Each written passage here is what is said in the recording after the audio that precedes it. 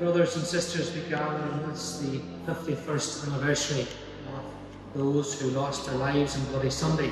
13 unarmed civilians were shot in the back by a murdering group of thugs in Deri yesterday. Jackie Duddy, Michael Kelly. Well, this small place is where Bloody Sunday happened.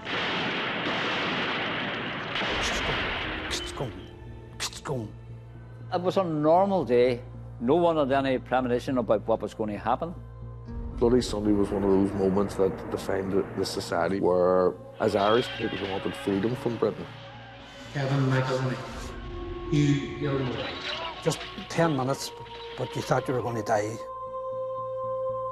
The press coverage painted 17-year-old boys as terrorists and murder victims as gunmen. You cannot possibly have discussions with murderers at a conference table or anywhere else.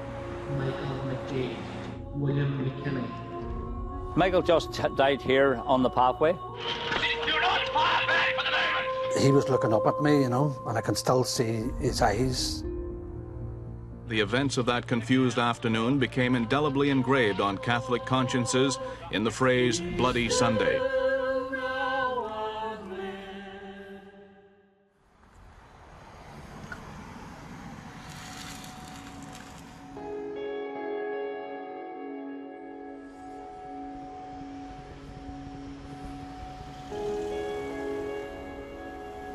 Since partition in 1921, nationalist people in the north, and Derry was a city with a large nationalist majority, had been discriminated against by the one-party unionist government in Stormont. And in the 1960s, we begin to see the reaction against that discrimination and oppression, taken very much inspiration from the civil rights movement in the States, with news of which would only really been reaching the north of Ireland in the 60s. People took to the streets peacefully to demand equality.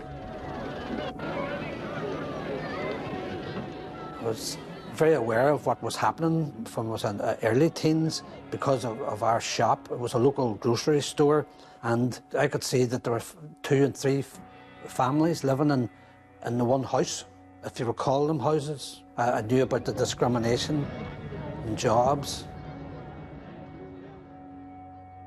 Deri was a majority nationalist city with a majority Catholic population, but the local council had been gerrymandered to ensure that unionist politicians ran the city, and in doing so then discriminated against the Catholic population when it came to housing, education, services. The unemployment level at the time in 1972 for nationalist men was sky high.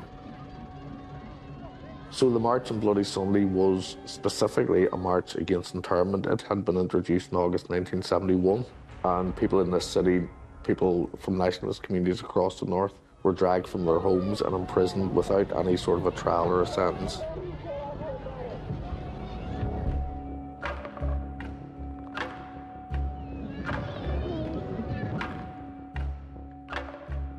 Everybody was in good humour. People were talking, laughing. There was no sign of what was to come later in the day.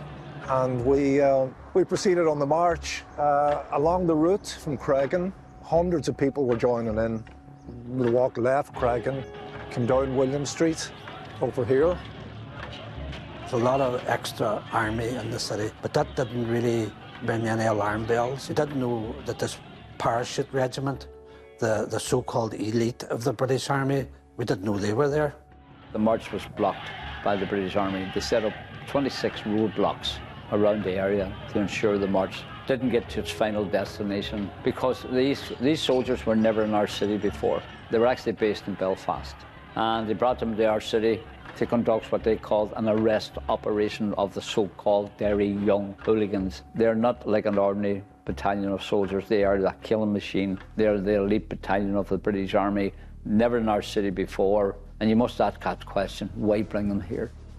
And as we got there, we saw that people were being guided over Roswell Street, and we could hear people saying, we're not allowed into the city centre, and they were going to hold a public meeting in front of the Free Dairy Wall. Unfortunately, a hooligan element took over, and they came down to our positions down here. and started to attack the troops, as you saw. This went on for some time, and it was obviously necessary to restore law and order. People collected stones and started throwing them. The army replied, firing tear gas. Eventually rubber bullets started getting fired. Among the crowd that was running back and forth, and people were putting on face cloths to try and stop the tear gas. At that stage, I was fearful for my mother. I hadn't seen her from the march had left Craigan. I didn't know it, but she had gone with the larger portion of the crowd over here to Free Dairy Corner. Horse Regiment opened fire first, and they had Damien Donaghy, 15-year-old boy. An elderly gentleman called Johnny Johnson went to the aid of Damien Donaghy. He was 59 years old, and they shot him as well, at 10 minutes to 4. Those were the first 2 casualties. I remained at sort of halfway along Roswell Street. There was a block of flats to my right. There was Glenfada Park to my left. It was well up, but just around 4 o'clock, I could hear the vehicles. But this army high-velocity shots. Ksh-kum, ksh-kum, ksh-kum. Most people shot in the back or the head, and Hugh Gilmore was shot in the back, and he was dragged around, and he was just beside me. And during that few minutes of absolute terror, he was looking up at me, you know, and I can still see his eyes. It was the first time I'd seen somebody die violently, and it was just, we just didn't know what was happening. I come over to the Roswell flats, the high-rise flats, so just over to my right here. I couldn't see anybody, and I could hear the Saracens, the army personnel carriers. They screamed, their engines used to scream very loud, and I did what everybody else did, I ran away. Live shots came after the battering rounds, and the crowd just dispersed, melted into the side streets. I saw 2 young men running towards me across Roswell Street, and they jumped over a barricade, and I just saw their hands go in the air, and they fell down on the ground. And as I walked into the box, I met a guy I knew very well. His name is Barney McGuigan. I worked with Barney, and he used to take me to work in the morning time, bring me home. So we started chatting for a couple of minutes, and then after a while, I moved on. 10 minutes later, he was dead, shot in the head by a paratrooper.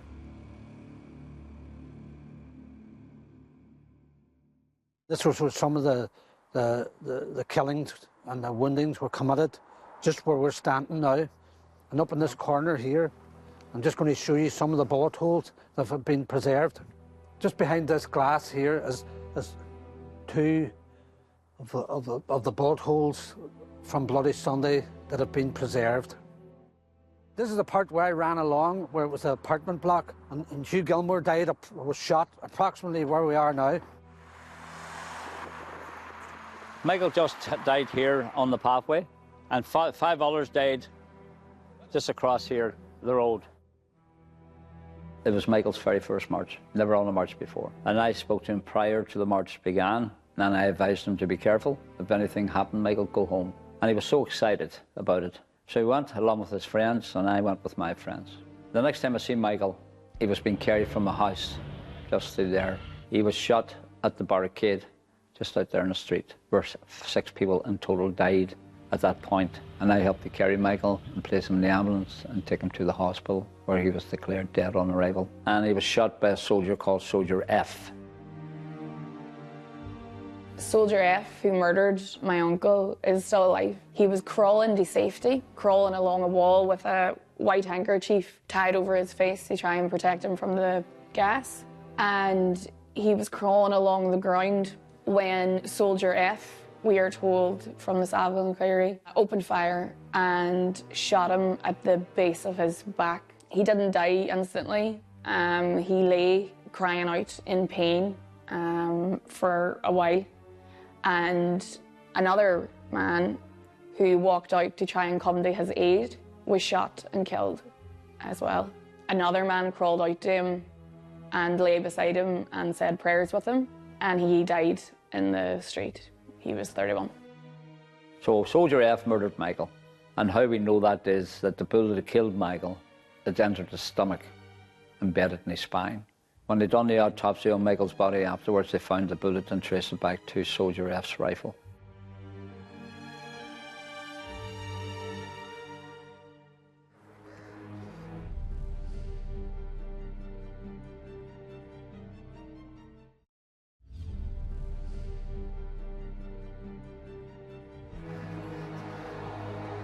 Just across this narrow street, there was a low rubble barricade, a token barricade, rubble. And 5, 6 of the people died scrambling through that rubble barricade. And just roughly where we're standing now, people died here, backed their armoured vehicles up to the rubble barricade, the low-level rubble it was, and they were lifting bodies. They weren't treating the wounded. They were lifting them by the ankles and their hands, and they were swinging them into the APC, the Armoured Personnel Carrier. They were so barbaric, cruel. And there was a Knights of Malta girl, a nurse. She saw that some of the feet were moving, and she said they're still alive, but the paratrooper slammed the door and told her in foul language to move away. The army have said throughout the day that they hope to use minimum force, but 3 hours after the procession began, this has ended up, as dusk comes onto the bogside, as the worst ever confrontation between the army and the Catholic people of the Craigan and Bogside.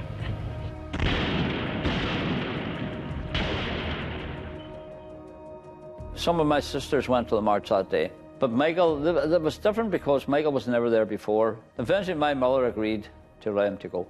And what my mother did that day, she actually followed him to keep an eye on him, and she lost sight of him. But eventually she ended up down the street where her sister lived. So while she was there, Soldier F shot her son, murdered her son. And actually one of the soldiers actually fired a rubber bullet through the window of the apartment where she was, because he seen my mother and others standing at the window watching what was going on.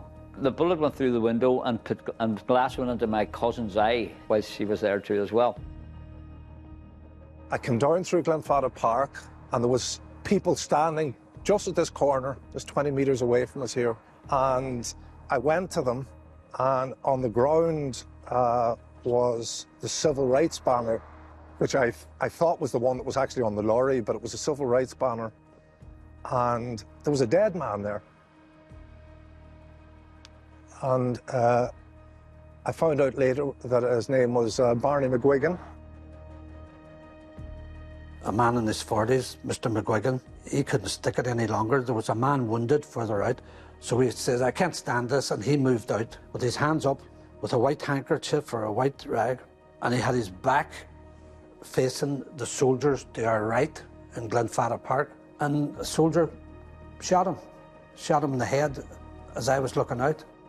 Appearing to be dead, there are the 3 in that Saracen car. There are 2 men lying at the end of this block of flats. There's another man at least very close to being dead, and they're thrown in as if they were dead meat.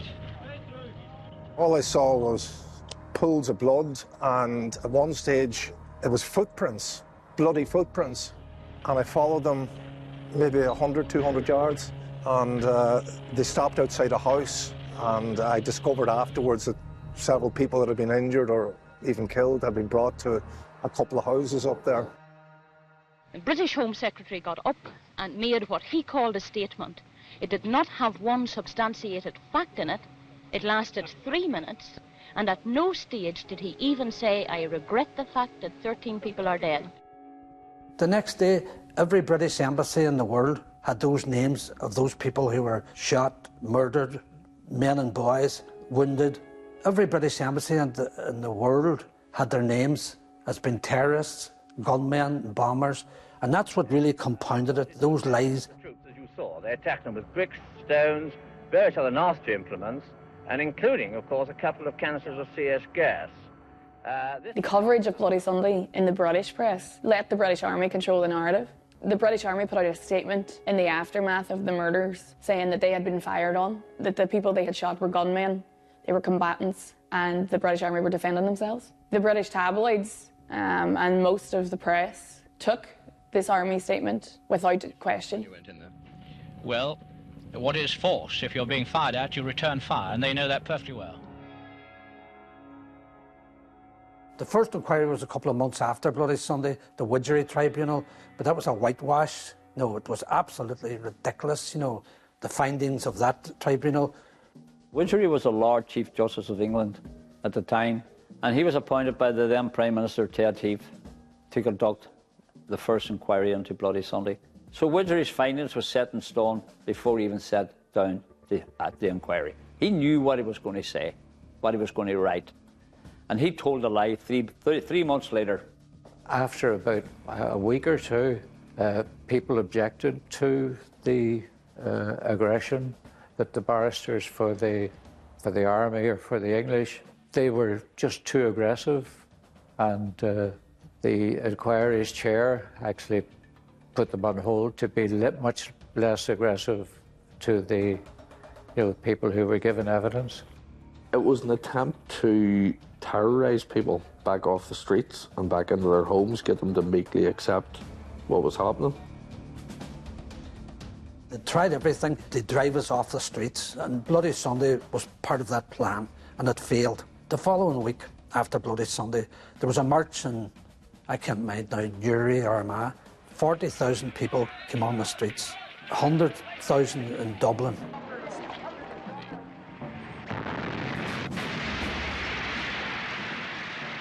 Such a turning point in the history of the North, something that was probably going to be quite limited into a war that lasted for 2.5 decades. So, 14 people died directly on Bloody Sunday or from wounds received on Bloody Sunday, but how many people died because of Bloody Sunday? Because of the conditions it created for war afterwards. So, it has to be said that people who were responsible for Bloody Sunday are also responsible for the outcome of Bloody Sunday.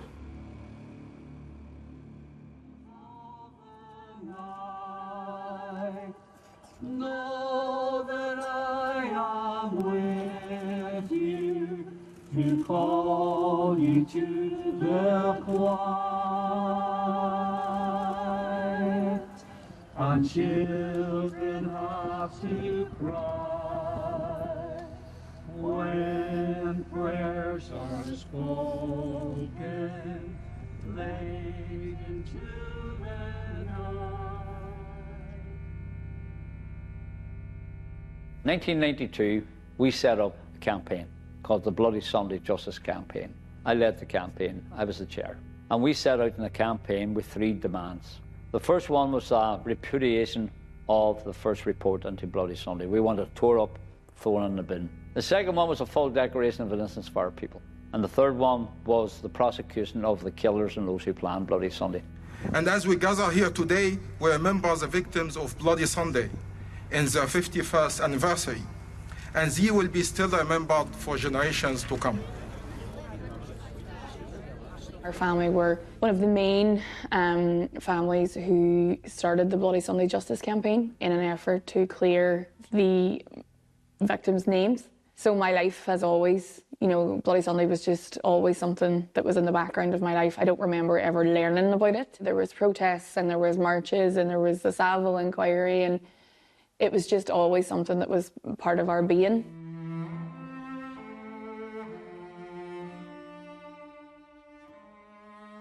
Bloody Sunday was an open sore for at least up until 1998, till the Good Friday Agreement, and where the British government under Tony Blair held another inquiry, a real inquiry. So it took 25 years, all those years. That open wound of Bloody Sunday was there. Who knows what motivated people after Bloody Sunday? The Savile inquiry even noted that Bloody Sunday was such a bad day for the families who were affected, but it was a disaster for the entire North. What we had seen before Bloody Sunday was what was likely to be another sort of fairly short and limited violent rising against British rule.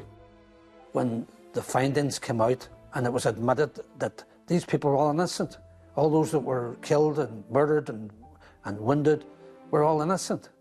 And that did help That did help a lot. You know, I remember that day when the Savile inquiry came out. And then the British Premier, David Cameron, admitting in Parliament that they were all innocent. And that was sort of an apology. When David Cameron stood in the House of Commons in London, in Westminster, and said it was unjustified, it was unjustifiable, it was wrong, and he apologised. That was massive. That was massive. We didn't expect that. That day was quite amazing. We all knew we went wrong for what happened that day, for what happened before it, and certainly for what happened afterwards. We had hoped for good news, but you can never be sure. Anything to do with the British state, you can never be sure. It was like a weight was lifted. You know, there was all this apprehension and anxiety about what it was going to say. It completely reversed the narrative that the British Army had tried, and the British state had tried to sell. It cleared their names. I've never willingly conceded justice. You know, yes, Soldier F has been charged. There should have been a lot more soldiers than F charged. The evidence was there, and the British state are unwilling, unable to admit that they've ever done anything wrong. The British Army were responsible for the deaths of over 360 people here in the north during the conflict. Out of those 360 people who lost their lives, only 4 soldiers, 4 have been prosecuted for murder and attempted murder. The 4 didn't serve a full time in prison. They were found guilty.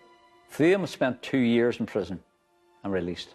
The other guy was allowed out after 4 years. Each one were allowed back into the regiment, and some of them were actually promoted.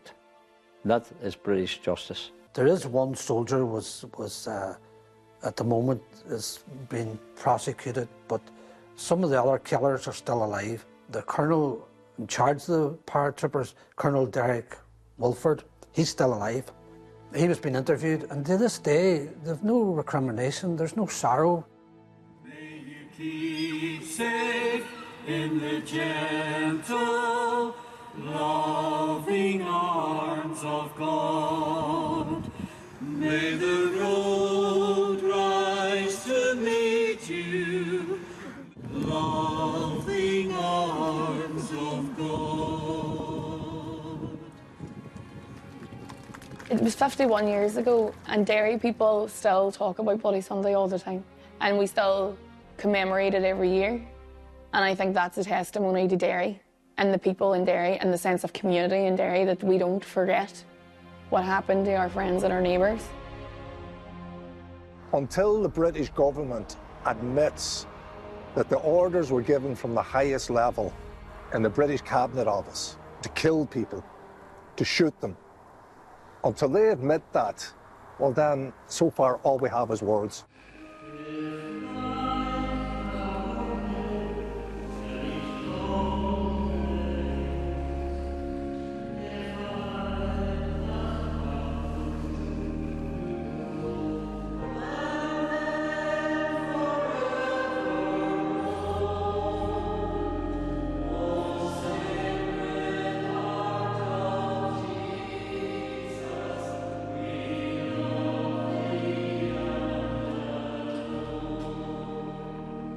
It's 51 years ago on Monday, and the pain still remains.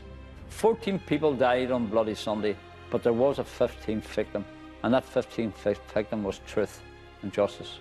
We're trying to rectify that, and hopefully we will achieve that quite soon. We're not finished yet. We will continue on until we seek and achieve what we set out to achieve. The third demand, prosecution of the killers and those who planted. To be honest, I want to forget about it. You know, it comes up in my mind all the time, and I just try to, you know, just get away from it, get it out of my mind, because it was a terrible day. Me, people in my age group, older guys and women, I think we lost faith in the civil rights. We lost faith in democracy. And it was a struggle not to become as bad as what they were.